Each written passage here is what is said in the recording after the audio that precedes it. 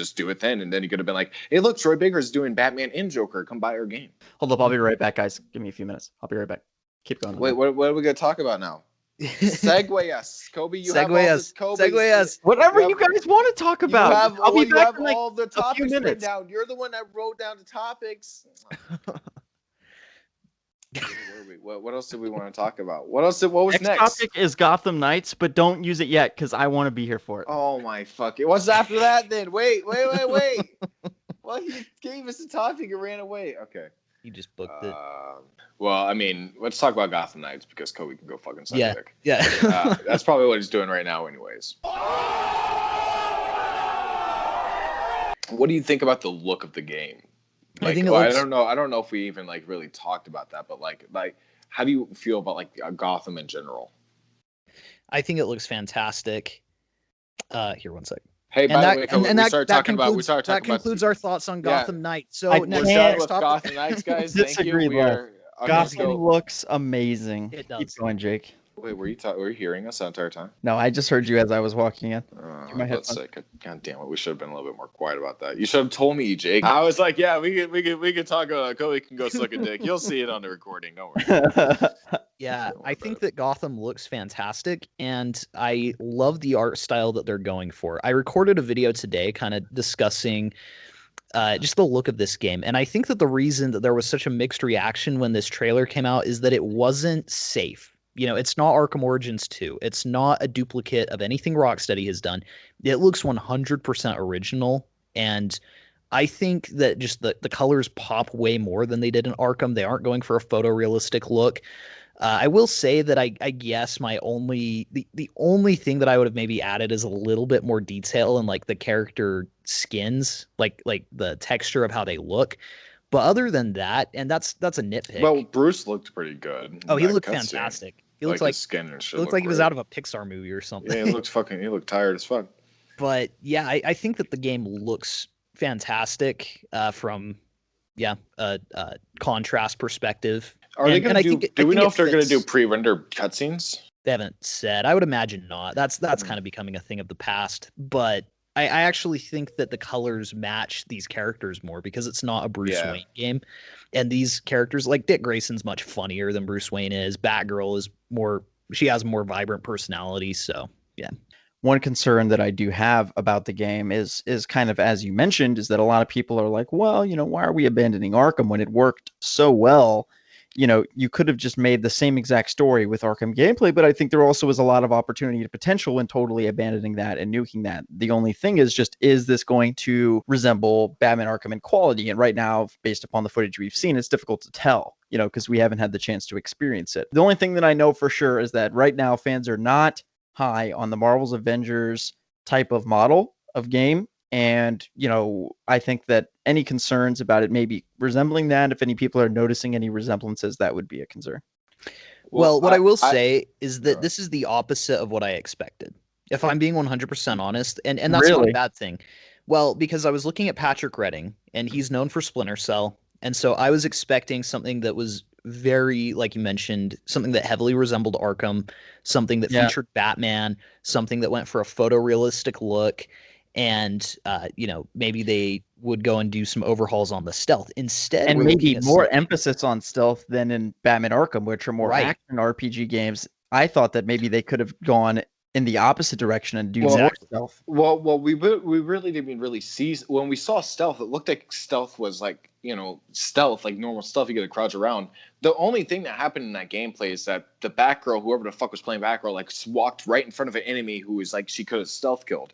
So like maybe there are elements of stealth that are intertwined in between the gameplay of just combat. But I mean, we don't know. I thought it was strange that they showed Mr. Freeze as the boss fight, because the boss fight did not look particularly impressive, if I'm being honest. It looks like an RPG boss fight. It looked like a Marvel Avengers boss fight. Yeah, and I just don't know why you'd choose him when he's literally like the pinnacle of Arkham. Like when people talk about Arkham, they talk about the Mr. Freeze boss fight as being like super good. So I don't know why you wouldn't pick someone like Poison Ivy or someone who's not as renowned for having a great boss fight or something. But well, they did say that this is only like one of the boss fights too. So there are going to be like multiple. I think one of the things with this is that it's not just like a one and done. You go here and you're like fighting him, and then like, oh yeah, you're done with this mission. Go on to the next one. It's like, oh, you do this, and then like he gets away, and now you have to go do this, and you have to do this to find him again. And it's like a mystery. So like that's more of what, and especially if it's like only 2 players. I like that a lot more with this type of gameplay than 4 players, because with 4 players, it's so fucking overwhelming. It's bizarre. Like, I think one of my issues with Suicide Squad is that it's 4 players, and it's going to get overwhelming at times, especially with all the co-op players. If I think Rocksteady is going to do good with it. They're probably going to balance it very well. But with this one, it seems like it's not too overwhelming. It seems like it makes sense why, it would be this type of gameplay with co-op instead of like the Arkham gameplay where, you have to, be pretty focused on keeping a certain combat and flow. With this, you get to just like, fight a lot of enemies, but it's not like overwhelming. You still have to have that type of flow. I don't know. I don't like the Avengers at all. It's not a fun game, but I like what Gotham Knights is doing with that type of gameplay. And I think Rocksteady is going to be doing the same thing too. I think you're spot on with the multiplayer as well, and I think that's probably why they changed up the combat and stealth so much, is probably because the free flow wouldn't have worked quite as well with multiplayer. But I also don't think it's going to feel as different as people are expecting. I still think that we're going to feel comfortable playing through this game, having played Arkham, and I actually like what they're doing with the side content, because it sounds like Mr. Freeze is more of a side mission than anything. But I like the way they grapple around more in this game than in Gotham. I agree. Arkham. Am I crazy? Because I don't know. The way they just grappled around just looks really cool. No, I think it's going to be a really great game. I think that it honestly could stand on the same quality as the Arkham games. It's just going to feel very different. And there's going to be certain things. And that's good because it's not Rocksteady. This isn't it's not their baby. This is WB Montreal, so it makes sense why it's different. But I just think that for me, there's going to be some things I like more and some things that I like a little less, and that's just how it's going to be for like no matter what they did. If they're going to do a complete overhaul, that's just the nature of what happens. You have to make some drawbacks with the fidelity of the boss fights, but in return you get to add multiplayer and some other cool elements to the gameplay. So, and if we're fighting like actual supervillains with our friends instead of fucking giant spider robots, then I think I'm okay. I'm okay with that type of gameplay. Let me ask you guys this, putting aside the question of will W Montreal do it? In other words, what are the odds that it happens? I'm curious to know, if you were making the game, would you include Batman in or as a mystery surprise character to show up towards the end, or would you exclude him altogether? I would put him in certain elements. Like I think it would be cool if you have him like in the first mission, you show how he went missing. Like, don't show like him surviving. Just show like the building. Like, I think a cool intro would be him looking for like the Court of Owls, like the way he goes from building to building, like each 13th floor in that comic. And then boom, and then like the explosion happens, and you see the Talon, and then it cuts like him, the message going out, and then that would be like the start of the game. And then you're right. Doesn't an explosion happen in Court of Owls? I haven't read it in a while. That's how he gets. And that's what happens in the game too. Yeah. Explosion. Bruce Wayne found, but I don't know about that. That's in the first issue. They go. There's the 13th floor of this building that's not on the elevator. So then he like finds a way to get to the 13th floor, and then he opens up this closet, and it's like this whole Court of Owls cult room in there. Yeah. And he's like, "What the fuck is this?" And as he's trying to figure out what it is, it blows up, and he he goes from like building to building. It's not just like one. He sees a long lineage of it, and that's what's like really cool about it. Is like he finds out that all of these corporations are like a part of it. But like what I would also do is like flashbacks with each of the Gotham Knights members. So like with like Robin, Batgirl, Nightwing, and fucking all the other side villain or side characters. Maybe even like have other supervillains too that come in, and you could fight them like Joker in like a previous flashback with like Jason Todd, and then you see how Jason Todd got captured and killed. Like that would be cool.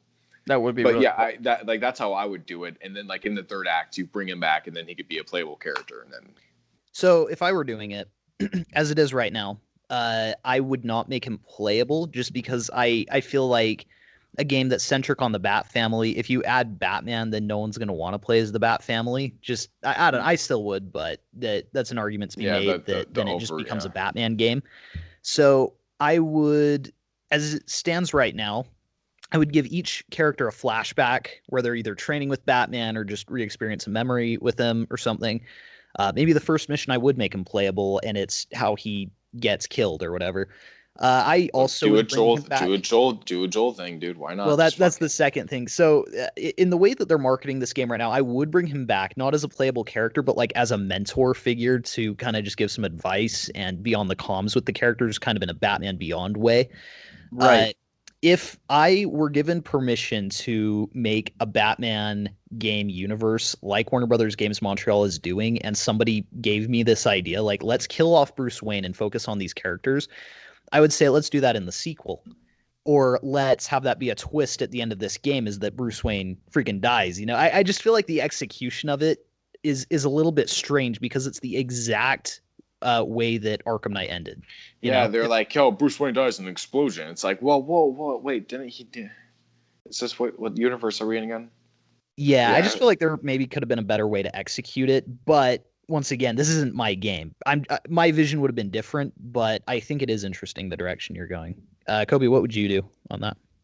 I would definitely include Batman in the game. I probably wouldn't have even faked out the death, but since you are faking out the death, then I would have him as probably a Talon, some semblance of the Court of Owls where they're trying to deprogram him, or potentially he's been indoctrinated into this cult via mind control or something like that, and now he's a Talon trying to kill the Bat family.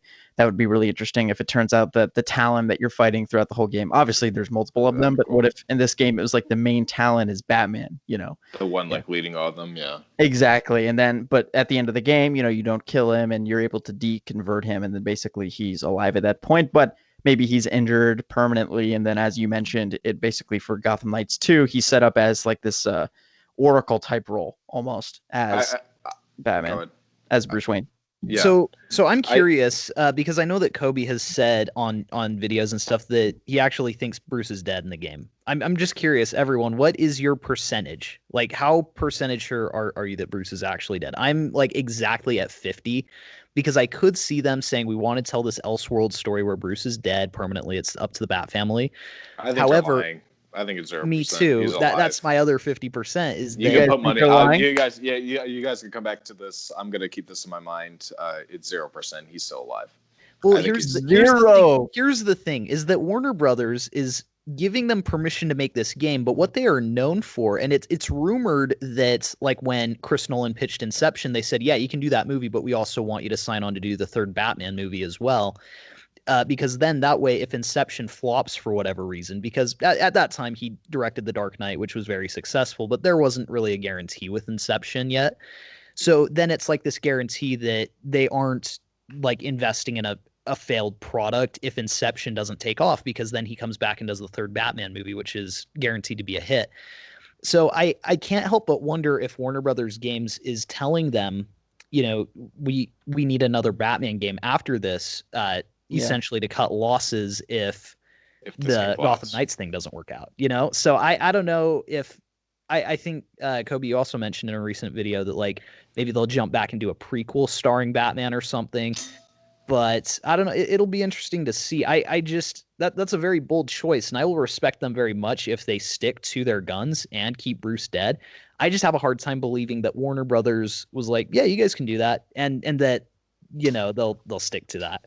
Well, Uh, and after so many cancellations too, and then you're throwing out another iffy, potentially high selling game, maybe not. Whereas a Batman Arkham Origins 2, for instance, would be a surefire win. This Well, is a little riskier. and you look at like the fact that they're being given permission like to make their own DC gaming universe alongside Rocksteady. They're both allowed to do their own thing.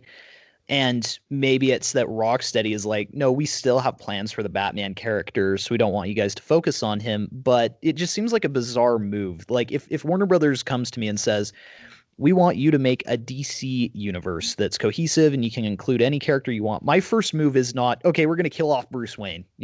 Right. Right. I mean, I think a lot of people are like disappointed in the fact that it's not like a normal Court of Owls Bruce Wayne versus the talents, because realistically that's not what we're getting. We don't really know what the Court of Owls are doing in this game, like realistically. We just know that Bruce Wayne's gone, and I mean, are they responsible for that? We don't know. It just seems like they're going to be taking the city back if he's gone. So it's like, I feel like a lot of people are disappointed in the fact that Batman's not in this game, but I don't know why you would market a Bat family game with Batman dead while also incorporating one of the most recent and like popular villains that they just added, you know? Right. It seems like it would have been like, I don't know, Scott Snyder would have been like, oh, you guys are just killing him off? Okay, fine. Yeah. Yeah. The one thing that's interesting is that in the interview they were asked about Scott Snyder's influence on the game. And I thought that maybe he would have a creative role in the game, but then you check the interview and they basically said they sat down with him for a day and just discussed ideas. So this is by no means a Paul Dini level. Bro, he influence. legit got salty about that and like straight leaked it to that one guy on Reddit. He was just like, Who did, Scott Snyder? Yeah, because you remember he was like, Yeah. he was just telling people about that shit. I made a video like a year ago about this, and somebody leaked the exact plot, and no one believed them because they were like, yeah, so Bruce Wayne is missing, the Bat family is looking for him, it consists of Batgirl, Robin, Red Hood, and Nightwing. Yeah, Scott Snyder like, told "There's no this way to they'd me. make that game," and I reported on it, and I even was like, take it with a grain of salt, because I'm not sure, but sure enough, that's what it is. Scott Snyder went and told everyone what. So Scott Snyder leaked it to people at Comic-Con. He's leaked it like twice. Once at Comic-Con and once on Twitter. DMs to insiders, which everybody saw. Yep. Wait. What were his DMs to insiders? He basically was like, "Yeah, I sat down with them a year ago. I helped give them." Remember Sab? You know, the Sabby or whatever. Yeah. SABI. That was the girl that he gave that info to, and then she gave it out to everybody else, and that's how I found her. But she wasn't reporting that it was she was still reporting it as a Batman game. So I don't even think that. Well, I think what Batman happened, like Arkham Legacy or whatever. But yeah, if I recall, what happened was they were getting mixed information. They were getting information from this current game, but they were also getting information from the Damian Wayne game, another there game. Was also this Twitter account called Arkham Intel, and he was saying for the longest time that you guys are getting this information wrong. It's not an Arkham game. It's not called Arkham Legacy. It's not Batman. It's like that guy was right. He only had like 24 followers, and he was always tweeting and shit.